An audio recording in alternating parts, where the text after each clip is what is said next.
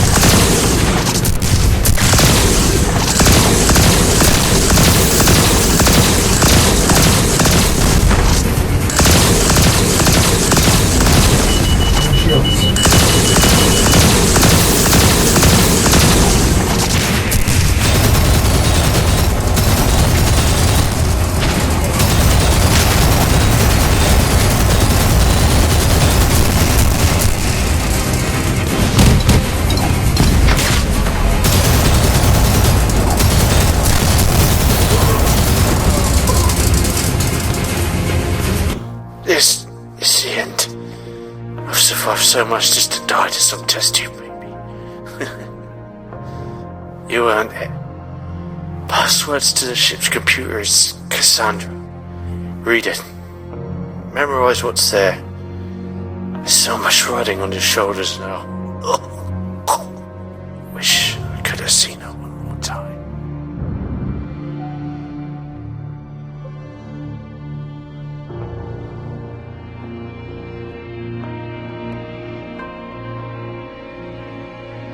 That man was right. This ship does have a time drive. Only enough juice for one more jump. 300 years or so? Well, what else can I do? I have to find some answers, and there's nowhere else to go here. This is all we need. Are you saying this Vajra device protects against the Beyonders? Yes, that's right. Now, I don't understand any of the science behind it, but all I know is this thing can pretty much protect you against anything the Beyonders can throw at you. Now, the only problem is... These schematics have encryption on them. Heavy encryption. We could replicate parts of it, but not enough to get a fully functional device. Back at square one? What about that supercomputer that Jeffrey located in Africa? Maybe that could do the job. Isabella said she'd be willing to help us out. Worth a try. She'll have a dozen ready by the end of today. Nice. No. Given enough time, and I'm talking months here, I may be able to develop my own variant.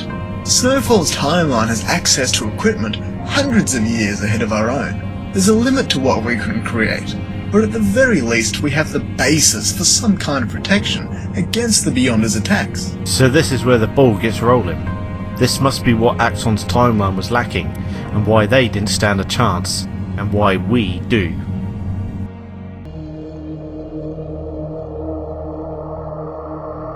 First of all, a man from a far future timeline called Axon contacted me through my dreams. The Beyonders had wiped out nearly all life. Our timeline has a chance to stop them, however, and to do that we need to find the Mandala. Crucially, Snowfall had the evidence to convince the others of the Beyonders' threat. I've given them reason to doubt me. Perhaps my fight with Patkos and my near-death experience has affected me somehow. I've blundered headfirst into everything all my life and came out fine. But now more than ever, more lives than my own rest on my shoulders. All this time, Cassandra has been shadowing our steps, salvaging the timeline wherever something went wrong. It's the only reason we made it this far due to her. I'm troubled by this revelation, but this is no time to be doubting our abilities. We investigated X-64-2 and found a planet devastated beyond our wildest reckoning.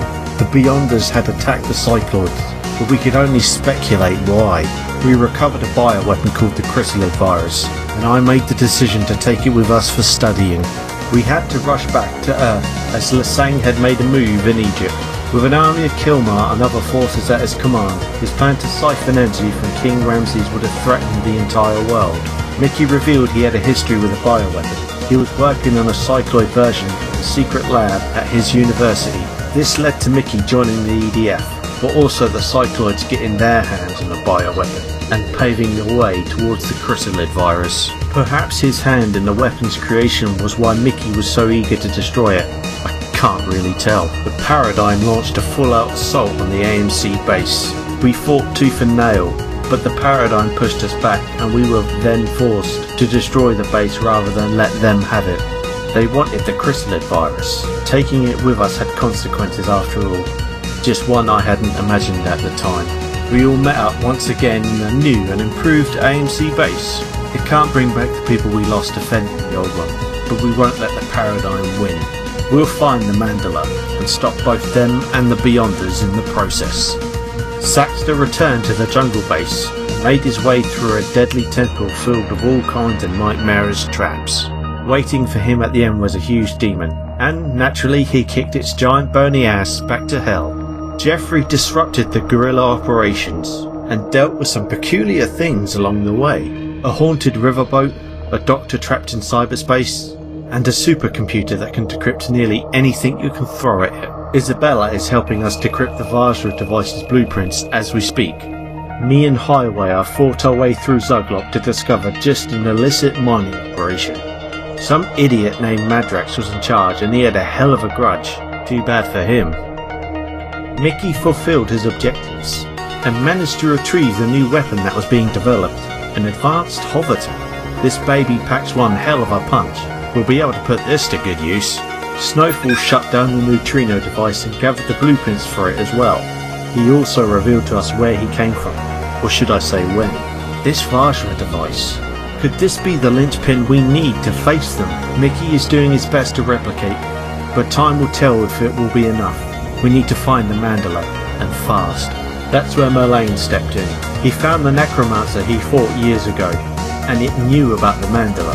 It fled before Merlane could subdue it, and left coordinates on the map of the galaxy alongside a name, Elysium, presumably a planet or star system.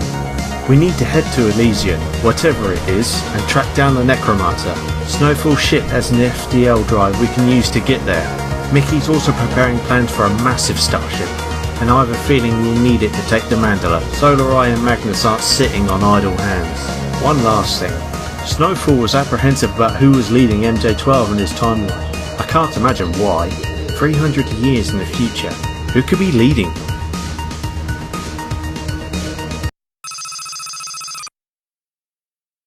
Care to explain to me why you called this meeting?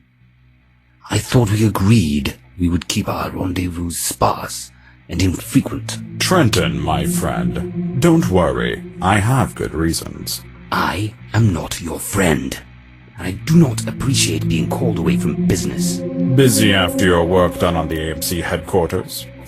You should be proud. Hardly. The body count could have been much higher. A shame. But we both got what we wanted.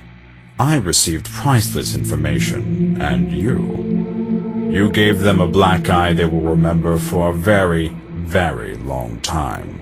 We will deal with them. As long as your ace in the hole is still working. Things are falling into place, but let's agree not to kill them yet. They're far, far more useful to us alive than dead.